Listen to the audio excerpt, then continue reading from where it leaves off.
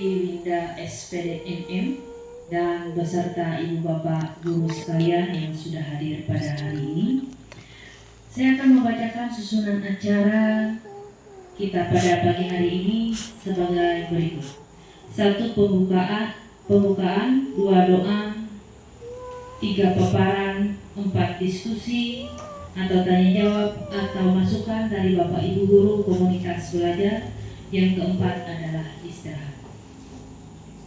Untuk acara selanjutnya kita langsung kepada paparan kepala sekolah tentang aktivitas kegiatan komunitas belajar di SDN Kanris. Waktu dan tempat kami persilahkan.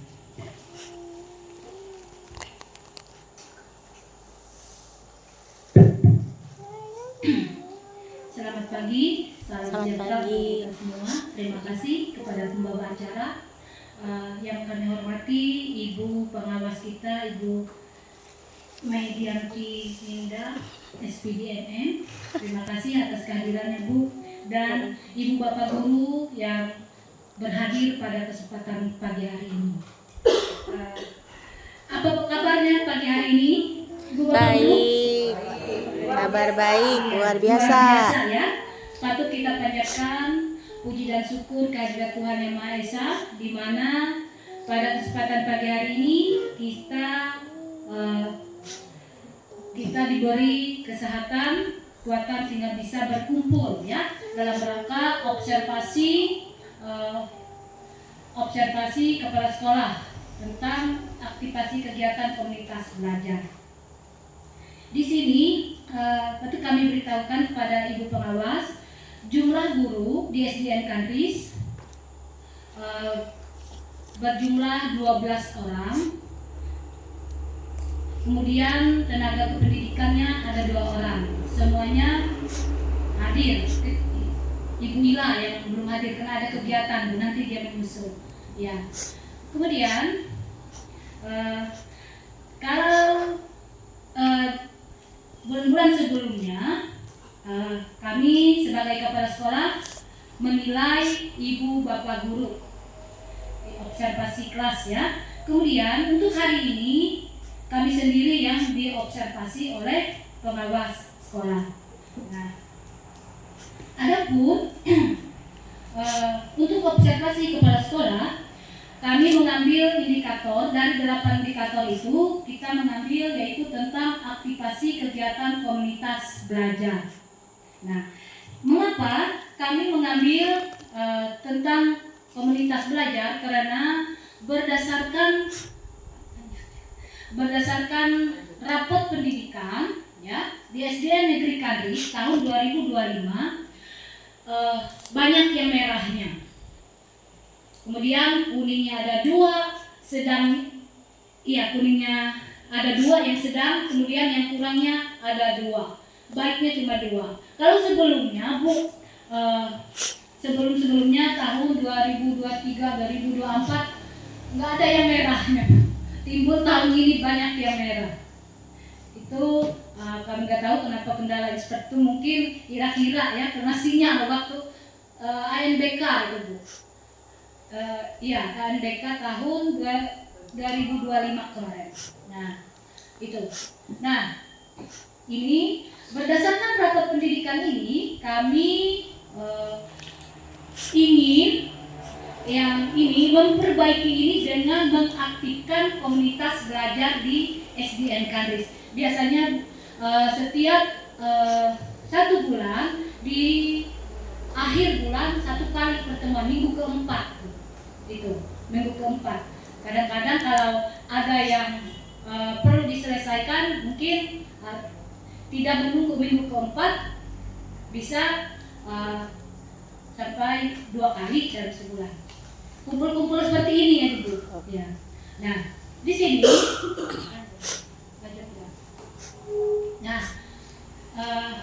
aktivitas kegiatan komunitas belajar. Nah, materi ini sudah berdasarkan hasil rapor pendidikan tadi. Nah, itu yang ada merah-merah banyak tadi. Kemudian sebelum kita lanjut ya, kami mau tanya, apa itu komunitas belajar? Dari Ibu Bapak Guru, ada yang tahu apa yang maksud dengan komunitas belajar? Berbagi antara pendidik dan tenaga pendidik, saling belajar, saling berbagi pendapat dan berkolaborasi. Iya, yang lainnya? Ibu Bapak Guru yang lain? Dengan Kombel, Iya. misalkan kita ada kesusahan, contohnya PMM atau kita pengelolaan kinerja, jadi kita bersama-sama mengerjakan, jadi tidak ada yang tertinggal, Iya. atau tidak ada yang duluan sendiri, jadi semua sama. Iya. Selesai dengan baik kebersamaan, seperti kata Bu Iya. Ari. Benar. Itu ya. Yang lainnya? Ada yang tahu? Iya, tambahan. Jadi komunitas di sini yang dimaksud adalah kelompok ya. Namanya komunitas itu berarti ada sekumpulan orang. Nah, dalam hal ini komunitas belajar berarti kumpulan orang-orang yang memang ingin belajar. Dalam hal ini konteksnya adalah guru-guru. Kalau komunitas belajarnya adalah guru-guru, berarti komunitas belajar guru-guru seperti itu. Nah, kita di sini udah banyak orangnya, ada 12 orang guru, tambah tenaga pendidikan, sudah wajar kalau kita disebut komunitas. Dan salah satu komunitas itu memang adalah kelompok satuan guru-guru yang ada di satuan pendidikan. Nah, itulah komunitas belajar yang saya jabarkan. Terima kasih. Ya. Dari ketiga pendapat Ibu Bapak Guru tadi semuanya benar ya. Nah, seperti kita ini adalah merupakan komunitas belajar di sekolah. Nah, komunitas belajar ada 3 jenis. Nah, pertama yaitu komunitas di luar sekolah, biasanya KKG ya. Kemudian kalau seperti kita ini adalah komunitas di dalam sekolah, yaitu internet sekolah kita ya. Yang ketiga adalah ada di ruang ditika, ya, kita PMM itu ya. Nah, ini seperti ada contoh kemarin ya. Kita ada yang tidak bisa membuat rapot pendidikan. Nah, bersama-sama kita membuat rapot pendidikan itu ya. Ada kemarin. Kemudian mengisi PMM sama-sama kita, itu merupakan komunitas belajar di dalam sekolah yang sering kita lakukan ya. Nah, kemudian nah itu tadi ya. Nah, berdasarkan rapot pendidikan kita tadi, nah kita mau mencari solusinya, bagaimana cara kita menyelesaikan masalah numerasi dan literasi yang merah tadi ya. Nah, di sini wadahnya kita untuk saling bertukar pendapat. Nah, itu ya. Nah, misalkan, apakah masalah yang kita hadapi di sekolah seperti tadi yang numerasi dan literasi itu bisa kita selesaikan sendiri seperti saya? Bisa nggak saya menyelesaikan sendiri? Tidak bisa, makanya kita harus bekerja sama di dalam kelompok belajar di sekolah untuk mencari solusinya ya. Nah, ini makanya ya ini ya harus diselesaikan bersama melalui komunitas belajar.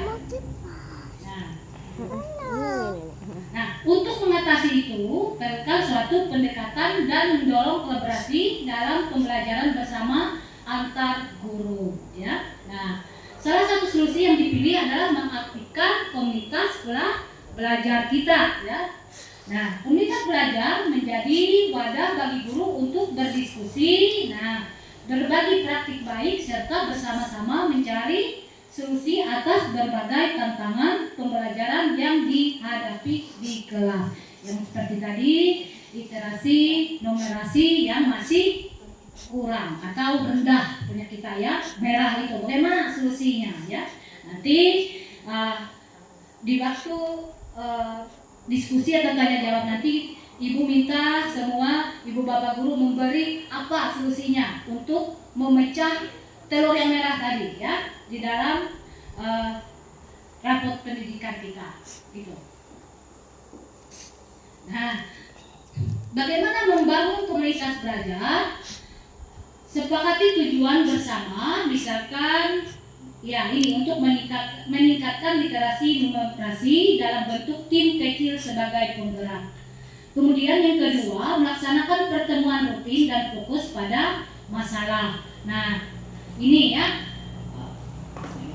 melaksanakan pertemuan rutin berarti setiap 1 bulan sekali, minggu keempat kita berkumpul mendiskusikan masalah itu tadi, itu literasi dan numerasi tadi.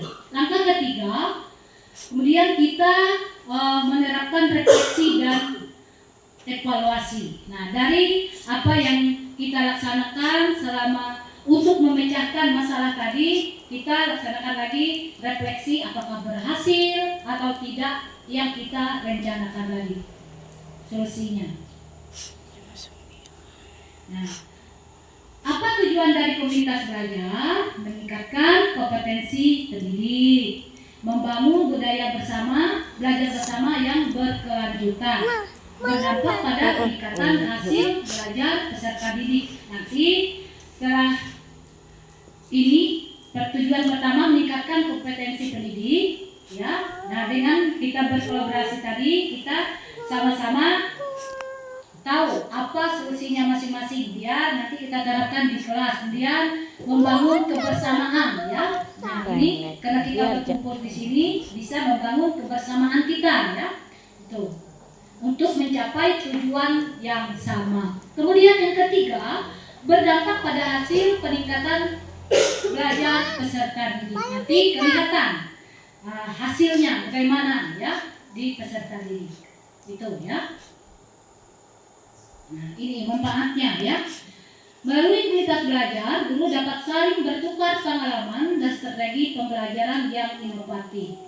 Hal ini akan mendorong terciptanya pembelajaran yang lebih variatif dan menarik bagi murid. Nah, nanti karena kita berkumpul ini, misalkan si Ibu Ari dapat ini solusinya. Nah, yang bervariatif, ya, sehingga menarik bagi siswa dalam pembelajaran literasi dan numerasi. Kemudian selain itu, komunitas belajar juga memperkuat budaya refleksi atau perbaikan berkelanjutan, ya, sehingga berdampak positif terhadap hasil belajar murid secara keseluruhan. Itu, ya. Nah, nanti tiap guru ada pendapatnya. Bagaimana solusinya itu, ya? Ibu tanya nanti satu-satu. Nah, 5 hal yang wajib ada dalam komunitas belajar. Nah, komunitas belajar harus memiliki arah yang disepakati seperti meningkatkan kualitas pembelajaran atau hasil belajar murid. Ya, kemudian anggota yang aktif dan berkomitmen. Guru terlibat secara konsisten, tidak hanya hadir tapi juga Keluarin berkontribusi dulu, dalam baru kamu kegiatan. masuk lagi. Di sini, ya. Jadi ibu bapak guru nanti semuanya harus memberi masukan. Kemudian pertemuan rutin dan terjadwal. Ini, ya, pertemuan rutin dan terjadwal ini adalah yang kita laksanakan komdel setiap 1 kali dalam sebulan minggu keempat, ya. Menggambar aja, kalau nggak bisa gambar aja. Nah, di sini anggota saling berbagi, terbuka terhadap masukan dan melakukan evaluasi bersama terhadap pembelajaran, ya. Kemudian setiap hasil pembahasan diterapkan di kelas, dievaluasi dampaknya pada proses belajar mengajar. Nanti setelah semua memberikan masukan, ya, nanti jangan cuma dapat masukan, tapi nanti diterapkan di kelasnya masing-masing waktu belajar. Misal kita mau meningkatkan literasi, di awal pembelajaran 15 menit sebelum belajar anak-anak dibiasakan membaca dulu, ya. Nah, sekitar 5 menit atau 15 menit itu. Kemudian nah, ini, ya, ragam aktivitas pembelajaran komunitas belajar. Tapi sebelumnya kita lanjut, kita breaking, breaking. Ya, rukun sama teman. Kita menyanyi rukun sama teman.